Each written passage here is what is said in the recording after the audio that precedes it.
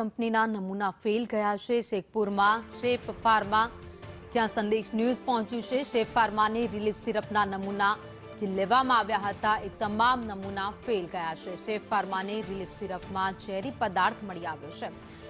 ડાયથિલિન ગ્લાયકોલનું પ્રમાણ 0.616% વધારે હોવાનું સામે આવ્યું છે।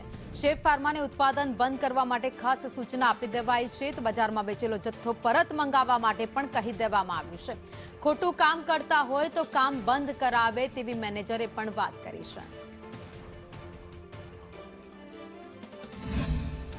મધ્યપ્રદેશમાં જે સિરપકાંડ થયો હતો અને બાળકોના મોત થયા હતા ત્યારબાદ બે કંપનીના નામ છે એ સામે આવી રહ્યા છે। એમાંથી એક કંપની છે એ સુરેન્દ્રનગર જિલ્લાના શેખપર પાસે આવેલી છે। ત્યાંના મેનેજર છે, આપણે એમની સાથે વાત કરશું। આપણી કંપનીનું નામ છે આવે છે, જે કંઈ સિરપ બને છે એમાં ઝેરી પદાર્થના જે કંઈ તત્વો છે એ મેળા છે, શું કહેશો તમે?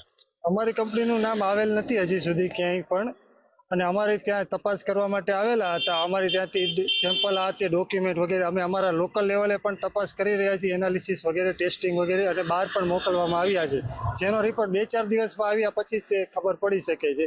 અમે આટલા વર્ષથી બનાવી છીએ, એમાં અમારે હજી સુધી કોઈ ફરિયાદ કે કંઈ આવેલ નથી। અમે છેલ્લા 10-12 વર્ષથી મેન્યુફેક્ચરિંગ કરી રહ્યા છીએ અને અમે થર્ડ પાર્ટી મેન્યુફેક્ચરિંગ કરી રહ્યા છીએ, એટલે અમારો માલ ક્યાં જતો તો એ અમને કોઈને ખ્યાલ ન હોય।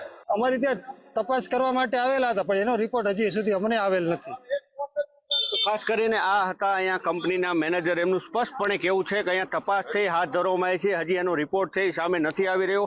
બીજું, આ કંપની છે અનેક વર્ષોથી અહીંયા કામ કરે છે, અત્યાર સુધીમાં અનેક પ્રોડક્ટો છે એ બનાવી છે, પોતાની પ્રોડક્ટમાં છે કોઈ પણ જાતની ખામી છે નથી એવું છે હાલ કહી રહ્યા છે। પોતાની પ્રોડક્ટ છે એ ઓકે છે, એટલે સાચો રિપોર્ટ છે આ જે રિપોર્ટ લઈ ગયા ત્યારબાદ જે રિપોર્ટ આવશે એના આધારે સમગ્ર મામલો છે એ સામે આવશે। કેમેરામેન જીત પ્રજાપતિ સાથે ભાવેશ।